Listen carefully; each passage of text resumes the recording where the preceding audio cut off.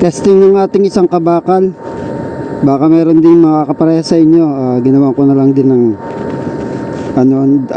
sample, no. 6mm daw yung testing niya. So 5mm to. Malapit-lapit na, no. Tapos didos na tubo, may flange. So kailangan paikot yung welding. Unahin natin itong tubo, no. Baba mo natin itong 2F nya. So pagka dito sa may flange, patong nyo na lang nozzle, no. Tapos sunod dapat yung ganyan. Sunod nyo dapat yung lagi yung angle dapat is kasunod. Hindi pa ganun, no. Kailangan sumusunod din yung inyong nozzle sa angulo, no. Pag ganyan. Gawin natin, no. Ang power na gagamitin natin dito is 180. Ang voltage is 21. Okay? Kung kisimula kayo, abutin nyo na yung pag ganyan, no. Yung medyo nauna na yung braso dito. Nauna na yung nozzle na pag ganyan, no. Para hihilahin nyo muna pag ganyan bago pa kayo umikot, no.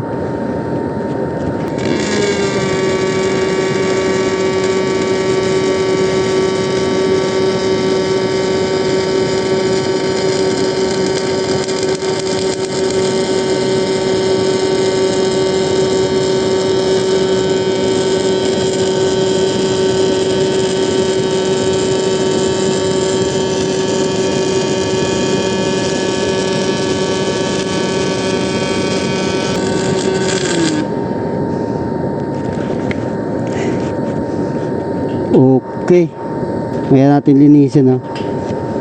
Sabay muna natin yung isa natin ito. Pilot weld naman. Parehas lang. 180 din.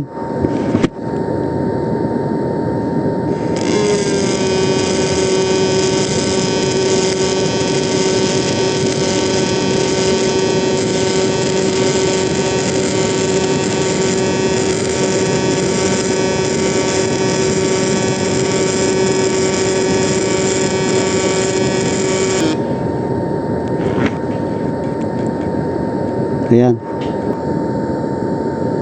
Ito naman yung ating tubo. Okay. Linisin natin, yung may flange. Ayan. Okay. Ito naman yung 2F. Ayan. So sasama ko na rin dito yung isa nating kabakal, no.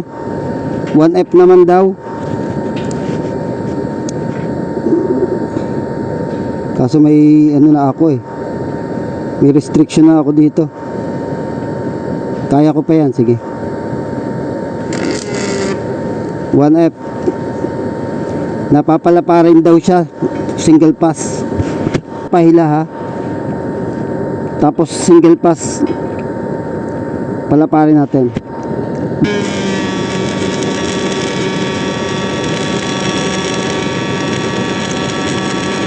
Pahila ito pero weaving ko crescent, no.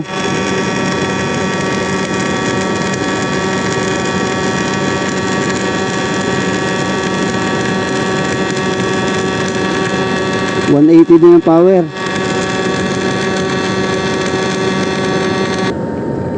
Ayan, Lodi.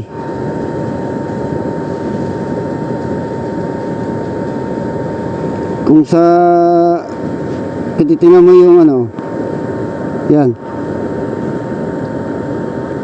10mm yan. Hindi natin malilinis kasi may harang na.